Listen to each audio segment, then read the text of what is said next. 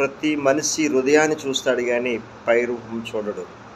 మనుషుడైతే పైరూపం చూస్తాడు, దేవుడైతే హృదయ అంతరంగాల ఎరిగే దేవుడు. యేసుప్రభు ఒక మాట చెప్తున్నాడు, ఈ ప్రజలు పెదాలతో నన్ను గణపరుస్తున్నారు కానీ వాళ్ళ హృదయాలు నాకు దూరంగా ఉన్నాయని సెలవిస్తున్నాడు. ఈరోజు మనం దేవుని స్తుతిస్తున్నాం, మనము దేవుని ఆరాధిస్తున్నాం, దేవుని వాక్యం చదువుతున్నాం, దేవుని భక్తి కలిగి ఉన్నాం. కానీ దేవుని దృష్టిలో మన హృదయం ఎలాగుంది ఒకసారి గమనిస్తే, ఈరోజు దేవుడు ఆ పెదాలతో నన్ను ఆరాధిస్తున్నారు కానీ వాళ్ళ హృదయాలు నాకు దూరంగా ఉన్నాయని దేవుడు చెప్తున్నాడు ప్రభు. ఈరోజు నువ్వు ప్రార్థన చేసే ప్రతి ప్రార్థన దేవుడి దగ్గరికి వెళ్ళాలంటే ఈ హృదయం అనేది దేవుని దృష్టిలో యథార్థంగా ఉండాల.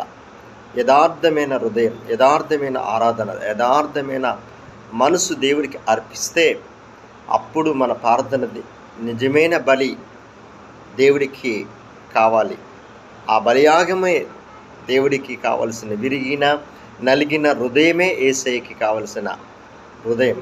ఈరోజు మన హృదయం ఎలాగుందో ఒకసారి గమనిస్తే పశ్చాత్తాపం అడుగు ఆయన సన్నిధానంలో.